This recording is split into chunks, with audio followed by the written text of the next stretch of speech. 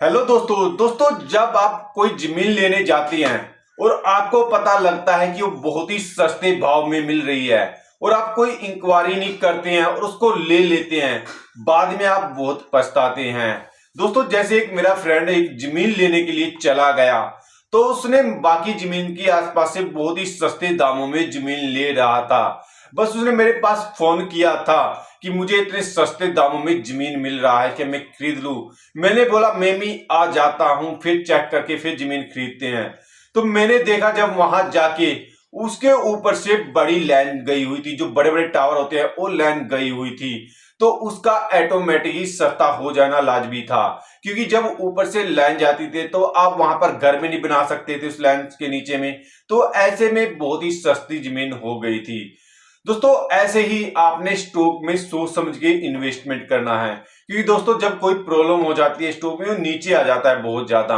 अगर आप 6 रुपए में 7 रुपए में स्टॉक ले लेंगे तो बहुत ही सस्ते में मिल रहे हैं, तो बाद में आपको प्रॉब्लम हो सकती है कि इतने सस्ते मुझे स्टॉक ले लिए, क्वांटिटी तो बहुत ज्यादा कर लिया, अपने क्वालिटी की तरफ ध्यान नहीं दिया। जैसे जमीन के ऊपर से वायर गई है, उसका भाव तुरंत गिर गया। ऐसे ही स्टॉक में जब कोई प्रॉब्लम आ जाती है तो उसका भाव भी गिरना स्टार्ट हो जाता है दोस्तों।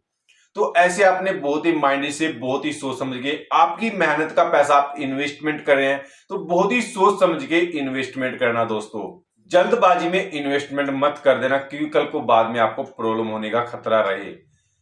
तो दोस्तों डिसीजन बहुत अच्छे से लेना, या जमीन का हो या कहीं का भी, आप जब भी इन्वेस्टमेंट करते हैं उसके बाद दोस्तों हम बहुत ही अच्छे स्टॉक का एनालाइज करेंगे, उसका बिजनेस मॉडल देखेंगे, उसने पिछले सालों में क्या किया पूरा एनालाइज करेंगे, जिससे आपको इन्वेस्टमेंट करने में बेनिफिट हो जाए। दोस्तों ये जो कंपनी है, आईटी सेक्टर की एक कंपनी है, जो बैंकिंग में, बीमा में, वित्तीय सेवा में प्लस फाइनेंस में सर्विस अपनी प्रदान करती है। इनकम जनरेट होती है इंश्योरेंस से 39% की, कंज्यूम से 17% की, और मीडिया से 16% की, मैन्युफैक्चरिंग से 11% की, और अदर प्लेटफॉर्म से 17% कंपनी को इनकम जनरेट होती है। जो कंपनी का नाम है दोस्तों, टाटा कंसल्टिंग सर्विस लिमिटेड। जो हम इसकी इंटरनेशनल देखे, भौगोलिकता देखते, अमेरिका से कंपनी को 52% की, यूरोप से 31% की, और भारत से 6% की, और शेष विश्व से 11% की इनकम जनरेट होती है कंपनी को। जो हम इसके क्लाइंट देखें दोस्तों, कंपनी के पास क्लाइंट भी बहुत अच्छे हैं। गूगल हो गया, अमेजोन हो गया, आईबीएम और एप्पल के लिए कंपनी काम करती है। जो कंपनी के पास 50 कस्टमर हैं, जहां से कंपनी को 100 मिलियन की इनकम जनरेट होती है।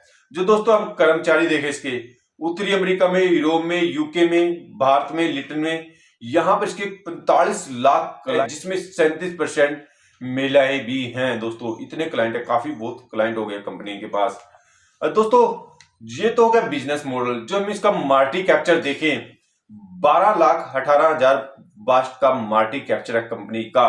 देखो कंपनी बहुत बड़ी है दोस्तों। जो हम स्टॉक पे देखें 28.9, जो बुक वैल्यू है 247, जो आरओसी है 59.1, जो आरओई है 46.9 दोस्तों, जो फेस वैल्यू है 1। दोस्तों ये जो डिविडेंड दे रही है 1.29 का डिविडेंड भी कंपनी दे रही है। देखो दोस्तों डिविडेंड भी बहुत अच्छा दे रही है, प्लस आरओसी आरओई बहुत अच्छी बढ़ रही है कंपनी की। जो हम इसकी सेल एंड ग्रोथ देखें, पिछले 10 साल में 14% की सेल में ग्रोथ हुई है, जो 5 साल में 13% की, और 3 साल में भी 13% की कंपनी में सेल में ग्रोथ हुई है। जो प्रॉफिट ग्रोथ है कंपनी का, 10 साल में 12%, 5 साल में 10%, और 3 साल में 9% प्रॉफिट में ग्रोथ हुई है। जो कंपनी का हम सीजीआर देखें, 10 साल में 16%, 5 साल में 14%, और 3 साल में 18% से कंपनी का सीजीआर बढ़ रहा है। जब हम कंपनी के पास रिजर्व देखें, रिजर्व कंपनी ने अच्छा पैसा इकट्ठा कर रखा है। 90 करोड़ का कंपनी के पास रिजर्व है, अच्छा पैसा है कंपनी के पास आगे अपने बिजनेस को बढ़ाने के लिए दोस्तों। और जो बोरिंग है 7,638 करोड़ का बोरिंग है कंपनी के पास। बोरिंग कोई ज्यादा नहीं है इतनी अच्छी कंपनी के पास दोस्तों। जो प्रमोटर की होल्डिंग, प्रमोटर ने बहुत ही अच्छी होल्डिंग कर रखी है इसमें 72.30 की। जो एफएल की होल्डिंग है 12.72, जो डीएल की होल्डिंग है 9.58, डीएल में दोस्तों इसने होल्डिंग बढ़ाई है, जो एफएल ने होल्डिंग घटाई है। इसमें जो पब्लिक की होल्डिंग है दोस्तों 5.36, जो गवर्नमेंट ने होल्डिंग कर रखी है 0.05 की गवर्नमेंट की होल्डिंग है। दोस्तों देखो, बड़ा स्टॉक है इसलिए पब्लिक ने इसमें ज्यादा इन्वेस्टमेंट नहीं कर रखा है, पर जब ये रिटर्न देगी बहुत ही जबरदस्त रिटर्न देगी कंपनी। जो हम इसका क्वार्टरली रिजल्ट देखें दिसंबर और मार्च का, दिसंबर में 58,000 करोड़ का सेल हुई थी कंपनी की, वही मार्च में 59,000 करोड़ की सेल हुई थी कंपनी को। जो नेट प्रॉफिट देखिए हम 10,883 करोड़ का नेट प्रॉफिट हुआ था दिसंबर में, वही मार्च में देखिए हम 11,436 करोड़ का नेट प्रॉफिट हुआ था कंपनी को मार्च में।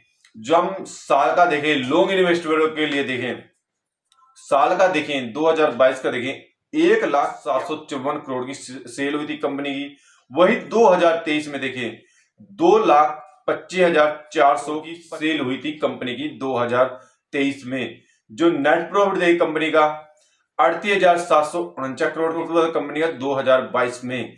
2023 में 42,303 करोड़ का नेट प्रॉफिट हुआ था दोस्तों। देखो दोस्तों, कंपनी अच्छी है, बेस्ट कंपनी है, टाटा पे विश्वास भी किया जा सकता है।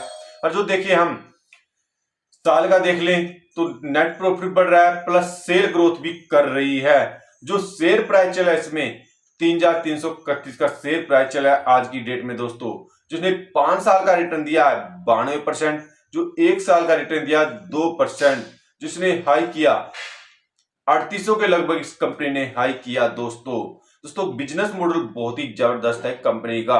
आने वाले टाइम में अगर आप इसमें 3 से 4% की इन्वेस्टमेंट भी लेके चल सकते हैं तो आने वाले टाइम में ये कंपनी आपको अच्छा रिटर्न देगी, क्योंकि एक डिजिटल कंपनी है दोस्तों वीडियो अगर आप इन्वेस्टमेंट करना चाहते हैं पहले अपना रिसर्च कर लेना, उसके बाद ही इन्वेस्टमेंट करना दोस्तों ये वीडियो एक एजुकेशन पर्पज से बनाई गई है। वीडियो अच्छी लगे तो लाइक कर देना, चैनल पे नया तो चैनल को सब्सक्राइब करके जाना दोस्तों सब्सक्राइब करने से और लाइक करने से हमारा एक मोटिवेशन बढ़ता है और हमें वीडियो बनाने में बहुत अच्छा लगता है। इसलिए दोस्तों चैनल को सब्सक्राइब और लाइक कर दिया करो।